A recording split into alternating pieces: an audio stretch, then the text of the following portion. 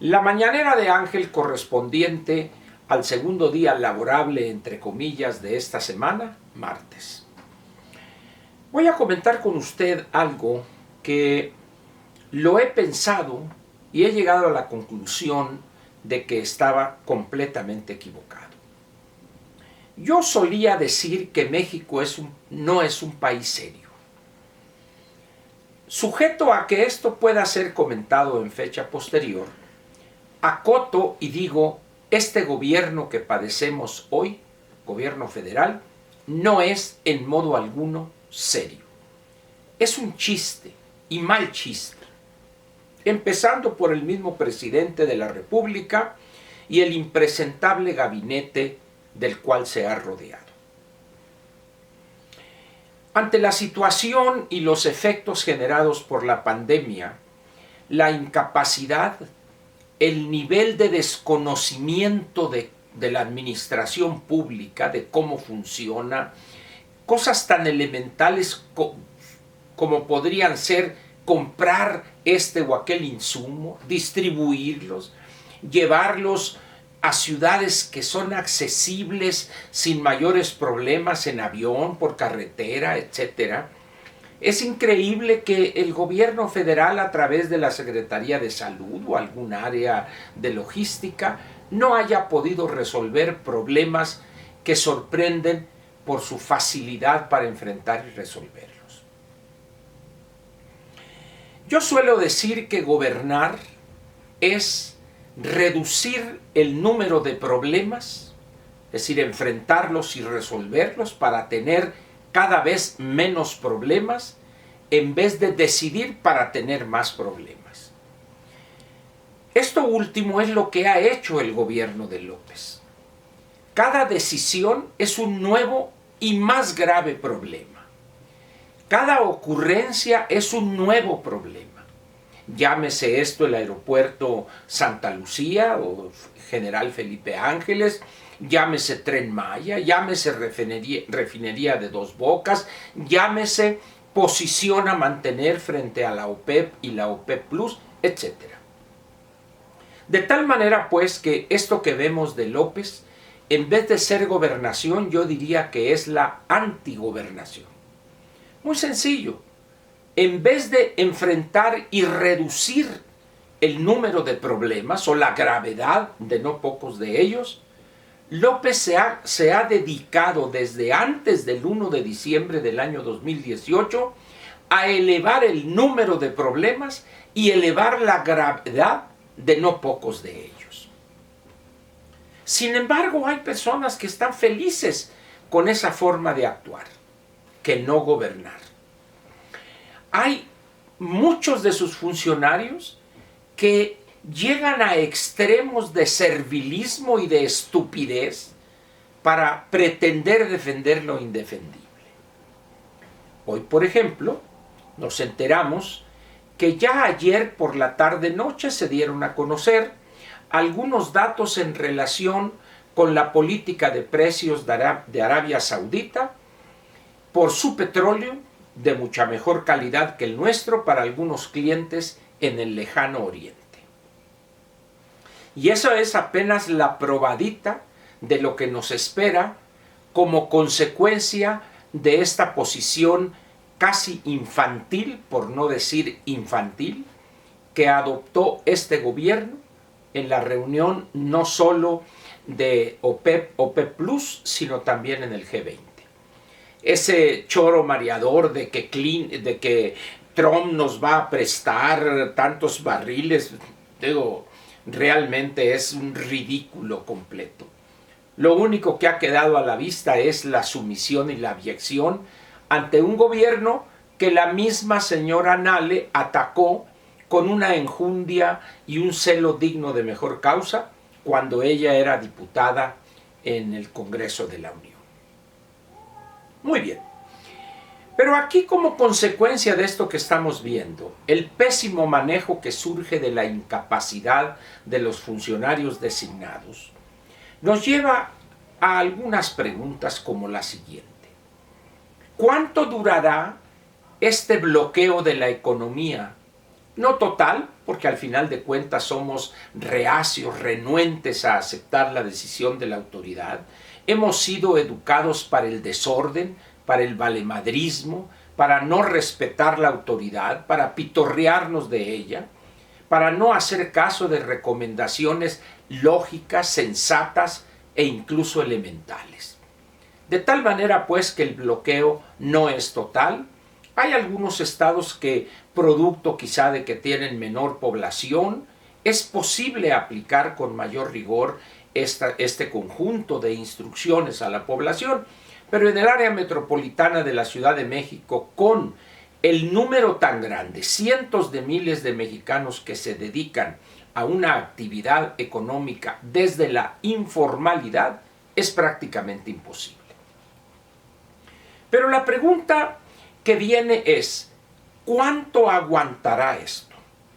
¿Cuánto tiempo podremos aguantar así, sin salir a la calle, sin tener un ingreso seguro, sin poder vender el servicio que antes vendíamos, sea de consultoría, sea de opinión, las personas que trabajan en restaurantes, en hoteles, etcétera, etcétera? No tengo yo la respuesta, pero tengo la pregunta que muchas veces es fundamental. Quien debería tener las respuestas es el gobierno federal y el gobierno de la Ciudad de México. Sin embargo, andan, como se dice coloquialmente, hechos pelotas. Y hay otro elemento que quiero comentar con usted. A partir del año 1987, cuando el modelo de desarrollo económico que veníamos siguiendo y cayó hecho ruinas, hecho pedazos, iniciamos una ruta para entonces desconocida en México, pero en otros países sumamente exitosa esa ruta, de la economía de mercado, de implantar, de construir en México una economía de mercado, abriendo nuestra economía, modificando un conjunto numeroso e importante de leyes que respondían a un modelo que había caído hecho pedazos, como dije, y también incorporarnos a la globalidad, donde las reglas para hacer negocios, para intercambiar bienes y servicios, capital, etcétera, era diferente. A partir de esa fecha, ya hace prácticamente 33 años, un tercio de un siglo, empezaron a darse otros cambios. Ya he comentado antes algunos, pero hoy agrego otro. El perfil del funcionario empezó a cambiar. Aquel político tradicional, marrullero, caciquil, compadre del presidente en turno, sin vergüenza pero con cierto estilo para robar, empezó a dar paso o dejar espacios disponibles para personas que se llamó o se les llamó en aquel entonces de manera despectiva tecnócratas. Dicho de otra manera, el nuevo funcionario tenía que poseer conocimiento especializado, conocimiento sobre cómo funcionan los mercados, etc. Y a medida que México va profundizando su apertura, que va incorporándose a la globalidad, incluso se ha llegado a una exigencia no abierta, pero sí encubierta, donde algunos puestos del gabinete se exige otra vez de manera velada el que la persona que esté al frente de esa área de la administración pública, sea federal, estatal o municipal, haya tenido experiencia en el sector privado. ¿Por qué? Porque en una economía abierta la inversión privada es el motor del crecimiento económico. Los empresarios privados son los que crean empleos productivos, son los que pagan impuestos, son los que mueven, para decirlo de una manera clara, la economía. En consecuencia, el secretario de Comunicaciones y Transportes, el secretario de Economía, el director del Seguro Social, del Infonavit, etcétera, deben ser personas que hayan trabajado o que conozcan, producto de su experiencia profesional, cómo funcionan las empresas, qué problemas se enfrentan, cómo atenderlos, qué medidas tomar, qué políticas públicas diseñar para facilitarles la inversión y la creación de fuentes de empleo permanente. Pero ¿qué hizo este gobierno? Con esa visión ideologizada a seda de los años 70, como si estuviéramos en el sexenio del presidente Echeverría, de repente saca una bola de momias académicas y del cubículo las pone al frente de una secretaría. ¿Y qué sucede con eso? Bueno, díganme ustedes quién pela, quién le otorga cierta autoridad a la doctora Graciela Márquez. Ella podrá dar una conferencia muy interesante sobre historia económica de la humanidad, pero no tiene la menor idea de cómo funcionan las empresas. ¿Por qué? Porque nunca ha trabajado en el sector privado. Y lo mismo el Poncho Durazo, y lo mismo Jiménez, bueno, quizá Jiménez Espriu porque es accionista de empresas privadas, pero así Zoe Robledo en el IMSS, es decir, una gran cantidad de los funcionarios de este gobierno no tienen la menor idea, son menoridios, diría Eugenio Derbez ahora que está tan de moda por un video que subió a las redes, porque no saben cuáles son las necesidades de los empresarios. Y eso obliga a los empresarios a buscar obligadamente, repito, la interlocución con el presidente de la República. Y él, mucho menos, en su vida ha trabajado en una empresa. En su vida López ha tenido que pagar la quincena de un empleado, de un trabajador suyo. Jamás. Es un hombre que siempre ha vivido de burócrata chupando el presupuesto. Parasitaria ha sido toda su actividad. De tal manera, pues, que hay un choque que era evidente que se iba a dar. Lo que no sabíamos era que iba a darse tan pronto. ¿Por qué? Porque algunos pensaron que López iba a ser prudente. No, algunos otros dijimos, este hombre no va a cambiar. Y los resultados ahí están. Termino diciéndole entonces a usted que es prácticamente imposible poder estimar cuándo va a levantarse esta emergencia, entre comillas. Ayer por la tarde-noche se dio a conocer que el Consejo Técnico del Instituto Mexicano del Seguro Social había aprobado en principio posponer el pago de cuotas de la Seguridad Social, las que corresponde al Seguro Social, de 12 a 24 meses, diferir el pago de eso. Es una buena señal. El problema es que es muy poco, demasiado tarde. El presidente se ha negado una y otra vez a eso, aduciendo una cantidad de tonterías económicas. Esto evidentemente tuvo que aceptarlo. Y obligadamente deberá aceptar mañana esta otra y esta y esta otra, cuando eso debió haberse hecho hace 3 o 4 semanas.